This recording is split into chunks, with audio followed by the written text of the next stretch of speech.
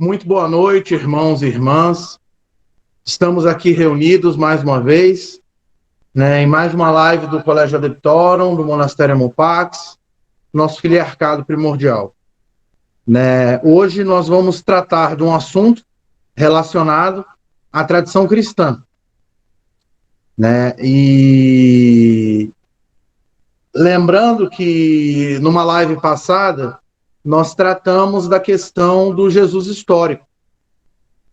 E no começo dessa live, nós falamos da live em que tratamos do Jesus histórico, nós comentamos que é como se existissem vários aspectos da figura de Jesus. Uma delas era o Jesus histórico, mas que existia também uma figura que é tão importante quanto, Jung fala que o mito é tão importante quanto a realidade objetiva para o indivíduo, para o ser, Então, hoje nós vamos tratar de aspectos que podem ser considerados, é claro, isso varia da fé das pessoas, e nós aqui, a gente não entra muito nisso, a gente acha que fé é uma questão pessoal, e aí cabe a pessoa ter ou não ter, e às vezes a pessoa tem alguma coisa e não tem outra. A verdade é que, de um modo geral, nós vamos tratar de um assunto que é a história de José, a história de Maria, a infância de Jesus, e se tiver tempo, ainda nessa live, vai depender, porque eu não quero demorar muito, nós vamos entrar na questão dos anos perdidos de Jesus, que é exatamente dos 13 aos 29 anos, onde ele estava, o que ele fez e tudo mais. Existem uma série de livros que tratam desse assunto, desses assuntos. Mas nós pegamos, bibliografia primária. Então, a base do que vai se falar aqui são os próprios evangelhos apócrifos, E no caso dos anos perdidos de Jesus, uma pesquisa que foi feita, que é o único livro considerado assim mais científico que foi feito sobre esse assunto, de um pesquisador que foi até os mosteiros e fez a pesquisa. Não é 100% científico, porque os monges não deixam os pergaminhos sair do mosteiro para serem analisados no laboratório. Mas o pesquisador teve lá e ele conta a história de vários pesquisadores que tiveram lá e tudo mais. Então, é mais ou menos isso aí. Nós vamos tratar desses assuntos, buscando ter a base, a literatura primária. Mesmo nessa parte sobre os anos perdidos de Jesus, a gente buscou citar trechos grandes, de fontes primárias que foram usadas pelo pesquisador. Exatamente porque aí a gente passa a ideia, passa a mensagem para os irmãos e as irmãs, e os irmãos decidem se acreditam, se não acreditam, se acreditam que isso é mito, se acreditam que isso de fato aconteceu, aí vai, da perspectiva do irmão e da irmã. De um modo ou de outro, é importante ressaltar que, independente da crença, mesmo que isso for encarado como mito, isso é uma parte muito importante da construção do todo, que nós chamamos Jesus Cristo. Esses aspectos, ligados mais à infância dele e tudo mais, foram desenvolvidos em textos que são apócrifos, mas que não são gnósticos. Então, essa é a primeira diferenciação que eu gostaria de fazer. Os textos gnósticos são apócrifos, mas nem todos os apócrifos são gnósticos. O primeiro ponto é o seguinte: o que vem a ser um texto apócrifo? Um texto apócrifo é um texto que não faz parte do cânon bíblico. O cânon, só que aí já surge um problema. O cânon protestante é um, o cânon católico é outro, o cânon ortodoxo é outro, o cânon das igrejas pré-calcedonianas é outro. Então, assim, qual cânon que a gente vai se basear, né, para, a partir daí, definir o que é ou não é apócrifo. Como a maior parte das pesquisas são realizadas no Ocidente, e a definição que usada por grande parte dos pesquisadores costumam ser, às vezes, as definições mais técnicas, a definição mais técnica, e é uma definição que não só a Igreja Católica segue, mas as igrejas ortodoxas também seguem, né, é essa definição que é mais conhecida, porque a definição protestante é simples. O que não está na Bíblia protestante é tudo apócrifo. E aí já tem a diferença da Bíblia católica para a Bíblia protestante. E aí entra a questão do que os católicos chamam de deuterocanônico, que são livros que são canônicos, mas que são de um segundo nível de canonicidade. Na verdade, essa questão da Bíblia é uma questão que eu acho muito boba, né? Ainda mais porque eu acho que não dá para se determinar no estalar de dedos assim a canonicidade. Eu acho que todos os textos sagrados têm que ser levados em consideração, claro, salvadas as devidas proporções, né? Então, assim, esse é o primeiro ponto. Você tem o que a gente chama de deuterocanônico, que não é apócrifo, né? Que são livros que estão, principalmente, a gente encontra esses livros no Antigo Testamento, que é diferente. Por exemplo, Macabeus. Macabeus não faz parte da Bíblia protestante, mas está na Bíblia católica. Esse livro de Macabeus é considerado um deuterocanônico. Tá? Quando eu digo que há diferença na Bíblia ortodoxa, porque tem algumas tradições ortodoxas que levam em conta o terceiro Macabeus e o quarto Macabeus, que são livros, por exemplo, que a Igreja Católica já considera apócrifo. Então, a definição que a gente faz para apaziguar é o seguinte: existem os textos que são canônicos, e aí cada tradição tem a sua, né? Existem os textos que podem estar ou não em uma ou outra tradição. Esse texto pode ser deuterocanônico ou pode ser apócrifo, dependendo da visão das pessoas. E tem os textos que são apócrifos mesmo. Dentro dos textos apócrifos tem uma gama que são os chamados textos gnósticos. Tá? E essa questão mesmo de o que vem a ser o gnosticismo é muito debatido, porque hoje em dia existem diversos grupos, todos eles se acham gnósticos, todos eles têm as suas peculiaridades, e nenhum deles é parecido com o cerne do gnosticismo, que atualmente está expresso nas literaturas que foram encontradas nos sítios arqueológicos de Nag Hammadi e Elmínia, e outros sítios, mas esses foram os principais, foram, digamos assim, os maiores achados, né? Em Nag Hammadi, em 45, eu sempre confundo com o Mar Morto, um é 45, o outro é 47. Eu acho que Nag Hammadi é 45, Mar Morto é 47, né? E Elmínia foi 76, 77, alguma coisa assim, na década de 70. Então, esses seriam os textos mais gnósticos, mas existem textos que são apócrifos, mas que não são gnósticos. E que são, apesar de serem considerados apócrifos, utilizados pela igreja. Tá? Por exemplo, como é que a gente sabe o nome do pai de Maria e da mãe de Maria? A gente sabe disso graças aos apócrifos. Não está no Novo Testamento, tá? Quem achar no Novo Testamento pode me mostrar aí que eu quero ver. Entendeu? Não tem. Você só acha nos apócrifos. Outras histórias, algumas histórias, por exemplo, a própria questão do que eles chamam de dogma da Assunção de Maria, do que os protestantes chamam de dogma da Assunção de Maria, é um texto apócrifo. Né? É um texto apócrifo muito importante que se chama... Na verdade, são 3 livros apócrifos diferentes tratando do mesmo assunto.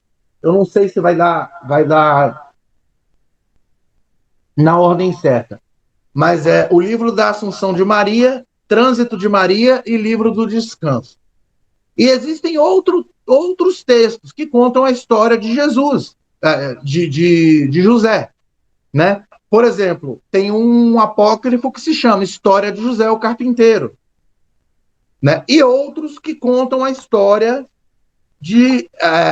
do nascimento de Maria e da preparação de Maria até ela encontrar José, como a história do nascimento de Maria, né? O proto-evangelho de Tiago e outros textos, como Evangelho de Pseudo Tomé, e etc. E alguns desses que eu já falei também tratam um pouco da infância do Senhor, né? Então você tem esses textos que são apócrifos, muitas dessas informações são usadas pela tradição cristã considerada a via tradicional, digamos assim, né? Muitas vezes usados na ortodoxia e no catolicismo, principalmente, mas que são, mesmo assim, considerados apócrifos, né? Essa questão de canonicidade é uma questão complicada que eu já tenho mais ou menos uma outra palestra preparada para falar sobre esse assunto, tá bom? Mas primeiro essa é a introdução que eu queria dar. Agora eu vou começar falando especificamente sobre os problemas, digamos assim, científicos com relação a esses evangelhos chamados evangelhos da infância.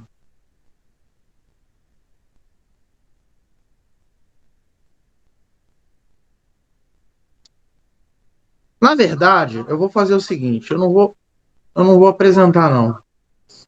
Que aí vocês ficam olhando para mim, a gente fica conversando, melhor. Eu vou só mostrar aqui.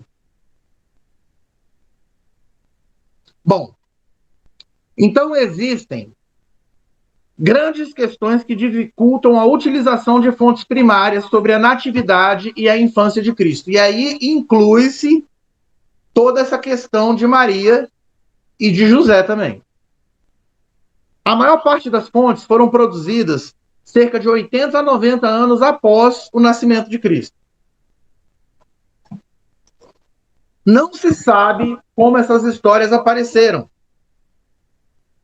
Se surgiram de fontes orais ou escritas, se são ficção literária dos autores ou se possuem um embasamento real. Então, primeiro, não tem como se provar. Tá? Outra coisa, se você pegar os próprios evangelhos canônicos, você pega a história da natividade de Cristo no evangelho de Lucas e a história da natividade de Cristo no evangelho de Mateus, você vai ver, como se diz, incoerências, você vai ver diferenças entre um evangelho e outro, né? E até em questão, também falando do local de nascimento, as circunstâncias, com poucos pontos em comum. Outra coisa, não existem fontes extra-bíblicas. As narrativas, normalmente, elas são construídas muito mais com propósitos teológicos e propósitos apologéticos.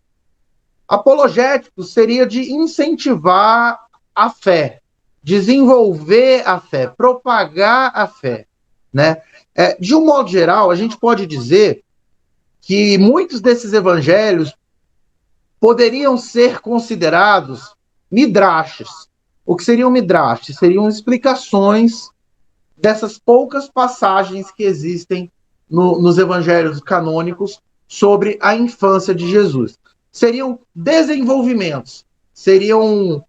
só que aí não dá para se saber realmente, a ciência ela deixa isso, né, em aberto, se de fato são coisas que são verídicas ou se apenas tem esses propósitos teológicos e apologéticos. Outra coisa, é impossível investigar historicamente os eventos e milagres.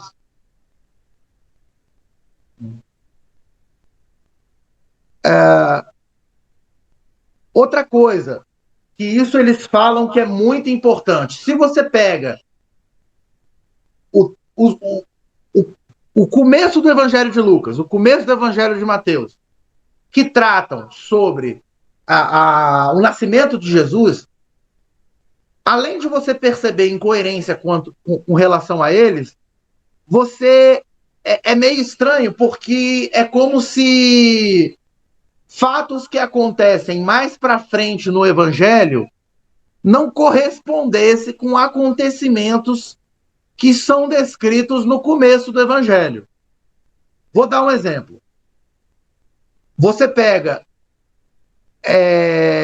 os familiares de Jesus parecem, nos evangelhos, desconhecer a sua missão, a sua função e a sua divindade. Só que essa missão, essa função e essa divindade de Cristo, elas são reveladas no início dos próprios evangelhos. Entendeu? E também há certos conflitos, por exemplo, demonstrados com a família. Aquela questão de... É uma passagem que eles costumam citar para jogar luz nisso e perguntar e se, será, é aquela passagem que chegam para Jesus e falam, sua mãe e seus irmãos estão aí fora. Aí ele fala, quem é minha mãe, quem são meus irmãos? Aqueles que fazem a palavra do Pai. Esses são minhas mães e são meus irmãos. Né? Então, assim, é mais ou menos isso. Então, assim, se as pessoas... A questão que os cientistas colocam é se a família dele já sabia da divindade dele, como é traçado nos próprios evangelhos canônicos, algumas questões que acontecem do meio para o final ficam meio incoerentes. Isso é a opinião deles, tá, gente? Eu não estou passando em nenhum momento aqui a minha opinião. Como sempre, eu dou ferramentas para que cada um chegue à sua conclusão. Bom, agora eu vou falar especificamente de José e Maria.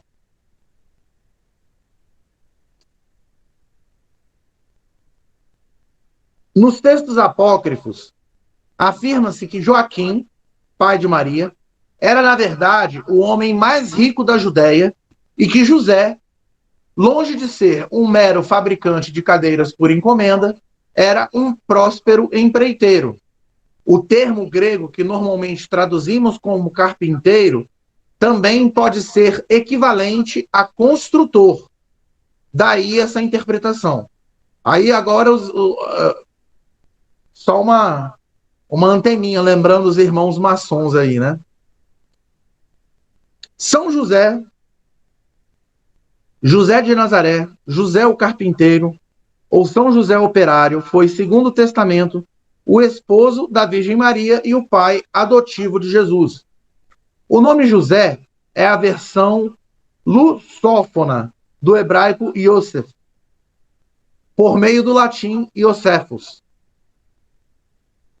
Descendente da casa real de Davi, é venerado como santo pelas igrejas ortodoxa, anglicana e católica, e todos o celebram, né, de um modo geral, como o padroeiro universal.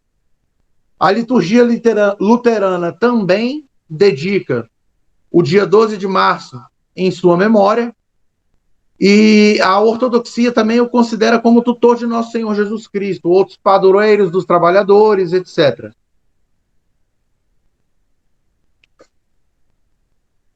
Segundo o texto apócrifo, a história de José o carpinteiro,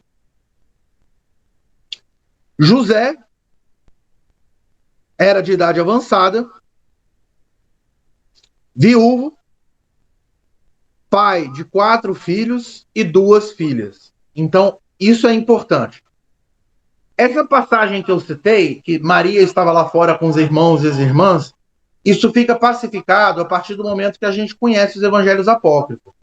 Fica aquela discussão entre católicos que não conhecem os apócrifos e evangélicos que não conhecem os apócrifos e também não ligam, né, para os apócrifos, não se baseiam nos apócrifos, assim como os católicos também não, mas ficam ambos discutindo, não, porque a palavra irmãos aí pode ser parente, Pode ser primo. Tudo bem, pode, mas pode também não ser, né?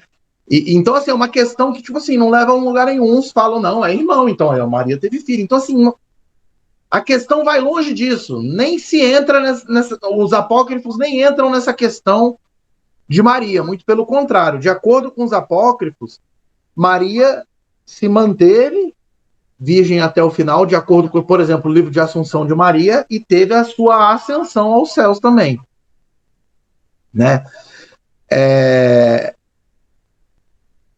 Então, José teria 6 filhos de um primeiro casamento.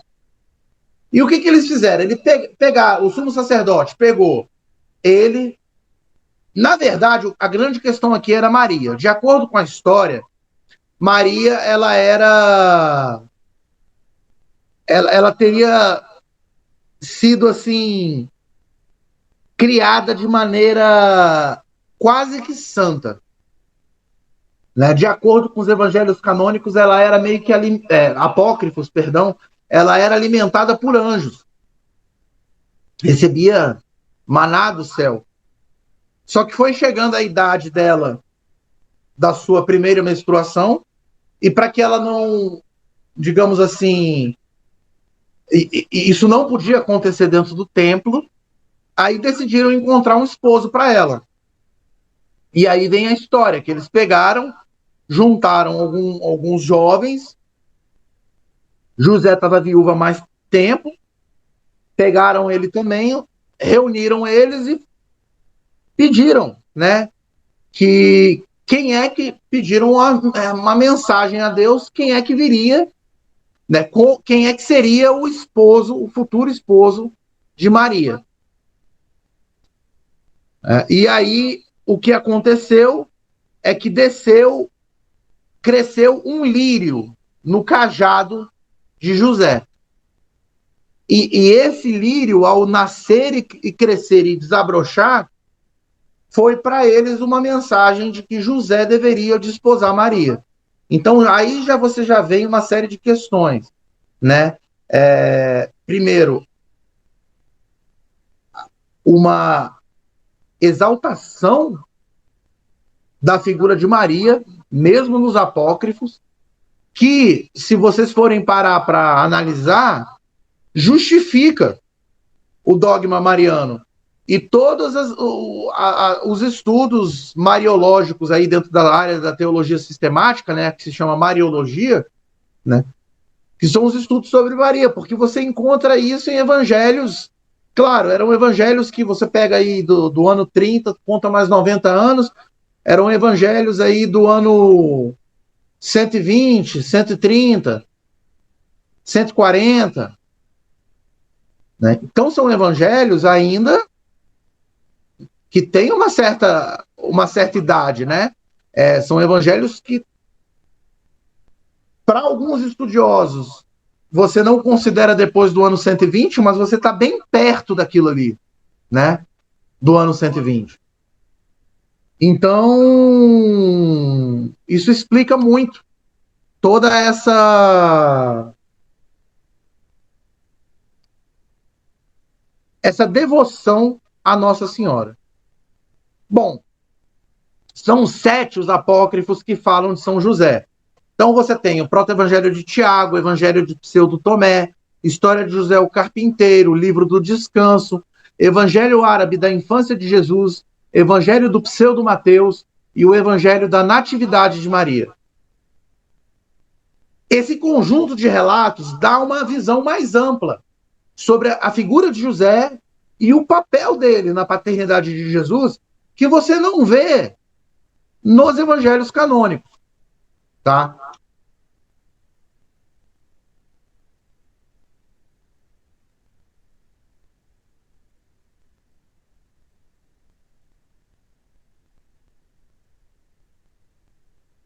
Bom, existe todo um relato sobre Maria no Novo Testamento falando sobre a anunciação, né? E isso, como eu falei, gerou todo um dogma, né, de Maria enquanto Maria, mãe de Deus, né? Esse dogma, ele não é só católico, tá? É importante citar que ele também é ortodoxo, é usado também nas igrejas orientais, aquelas igrejas ortodoxas ligadas ao catolicismo, é também visto, né, é seguido, digamos assim, na igreja anglicana e também na igreja luterana, né? Tem até um termo, né, que é teótoco, que significa portadora de Deus, né? São 13 os evangelhos apócrifos que contam a história de Maria. São vários testemunhos que se complementam e apresentam uma história quase completa da vida dela, do nascimento, concepção, nascimento, infância, adolescência, casamento, concepção de Jesus, apostolado, morte e assunção. Pois é, Maria é considerada, né, como uma das pessoas que disseminou a fé cristã. Mas, e detalhe, na morte dela, de acordo com o livro da Assunção de Maria, todos os apóstolos estavam presentes. Vieram, né? Então, assim, é muito bonito. E diz a tradição que quem cuidava dela, principalmente no final da vida, né, teria sido Lucas. São Lucas, que inclusive desenhou, não é desenho, tá? Eu estou usando esse termo para a gente entender, mas que produziu o primeiro ícone ortodoxo, que foi o ícone de Nossa Senhora. Qual é a diferença do ícone para uma pintura? O ícone é uma oração pictográfica. Então, à medida que vão se traçando, fazendo os traços do santo, da santa ou de Jesus, seja qual ícone, qual desenho fosse feito, existem orações específicas que vão sendo feitas. Então, quando você olha um ícone ortodoxo e aprecia a sua imagem, você está em oração. É uma oração que transcende as palavras, se conecta diretamente com símbolos e seus significados. Bom, então a história de Maria eu meio que já resumi aqui. Lembrando, tá? De acordo com a tradição, quando eu falo que José já era idoso, a princípio ele tinha 99 anos, tá? Quando ele foi indicado para casar com Maria. Então é bem idoso mesmo.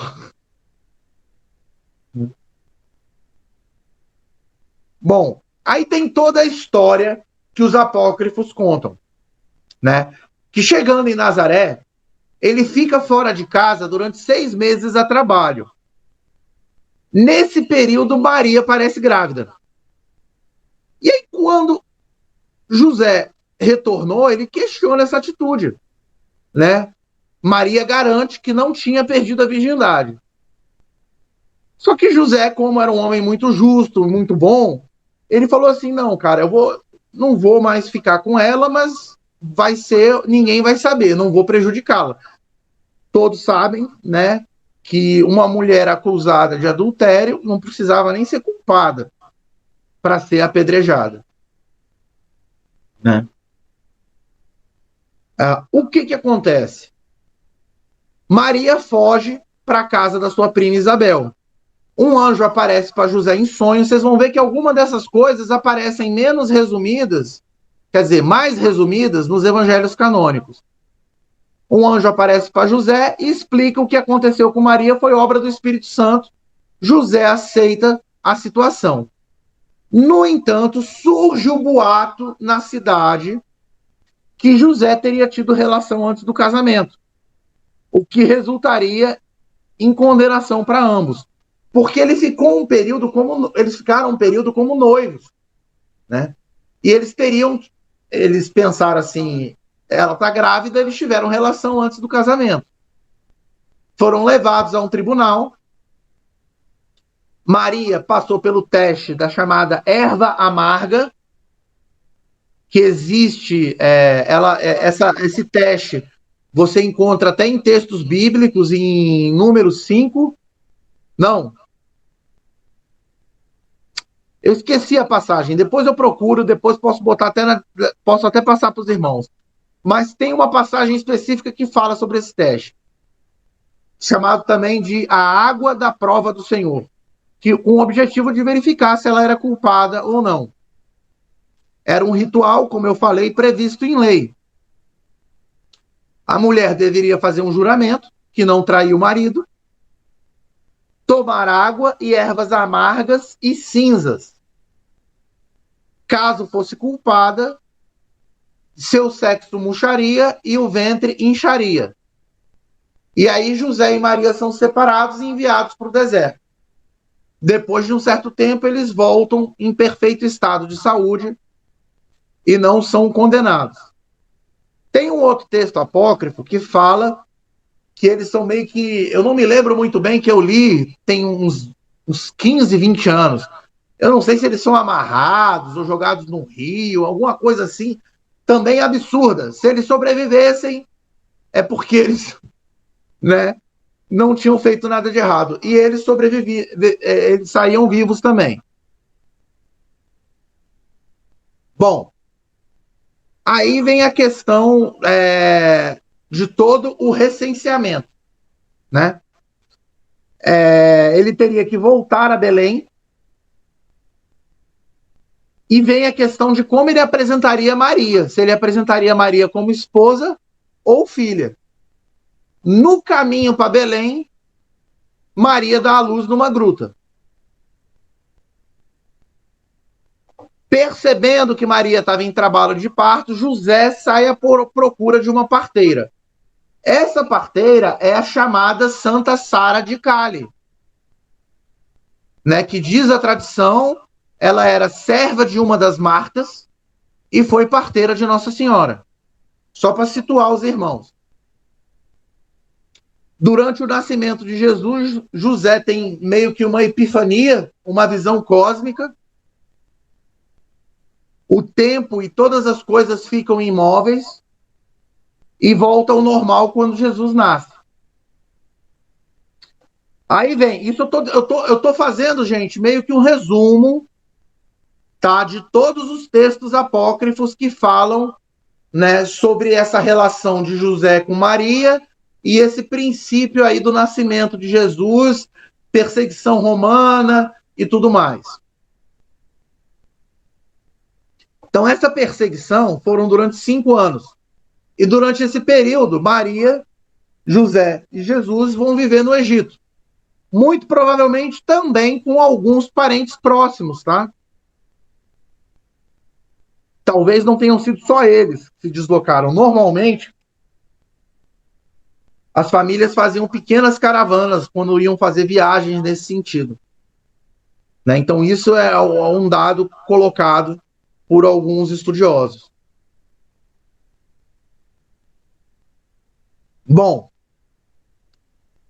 você percebe sempre a postura carinhosa, não só tanto de Maria quanto de José, com relação a Jesus. Como eles o educam, o corrigem, né? E percebem como ele de fato é diferente das outras pessoas.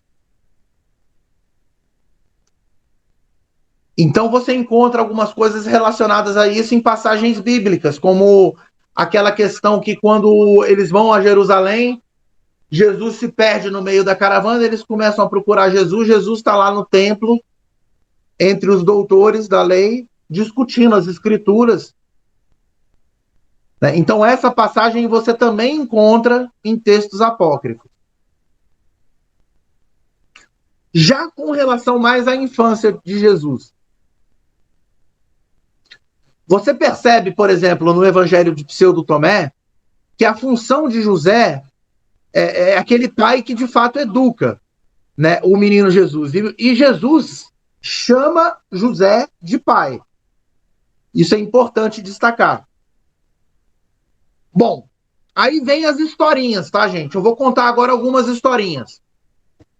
Quando o menino Jesus estava com 5 anos, aconselhado por um amigo, José o leva para a escola. Diz a narrativa que o menino Jesus sabia tudo, portanto, desafiava os mestres. Num dos evangelhos apócrifos, conta que Jesus chegou a matar um deles, por ele ter batido na cabeça de Jesus. E aí que foram 3 professores e nenhum deles conseguiu educá-lo nas letras, o que causou uma certa irritação a José. Conta uma outra história que José teve que, com veemência, dar um puxão de orelha no menino Jesus, pois ele tinha o enfrentado com palavras. Em outra ocasião, José pede para Maria manter ele preso na casa, entendeu? Porque ele estava matando as pessoas que o contrariavam. Por outro lado, certa vez também, você vê o carinho de José para com Jesus, quando ele o abraça e beija, né? E diz assim, num dos evangelhos, feliz de mim porque Deus me deu esse menino. É bem interessante, tá, gente? Depois eu vou analisar em mais detalhes essa relação desse menino Jesus, que de vez em quando faz umas coisas meio tortas. E por que disso? Tá? Eu não sei se vai dar tempo. Mas se não der tempo, eu prometo que fica para os próximos capítulos. Porque eu realmente quero fazer uma coisa mais curta. Não vale a pena a gente ficar muito tempo falando sobre isso.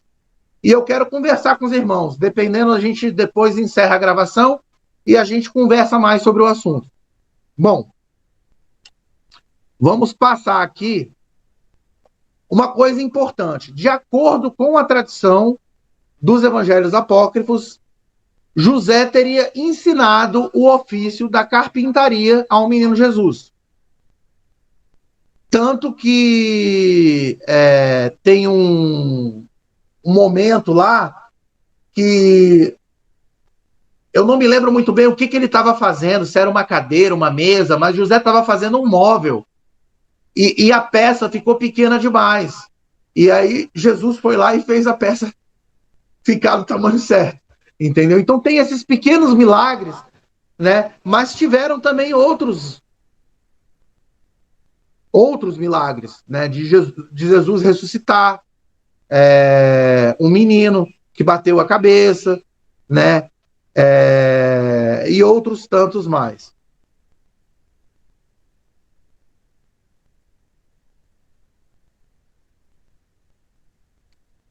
Bom, aí você tem a passagem que é relatada nos evangelhos apócrifos, que conta a morte de José, né?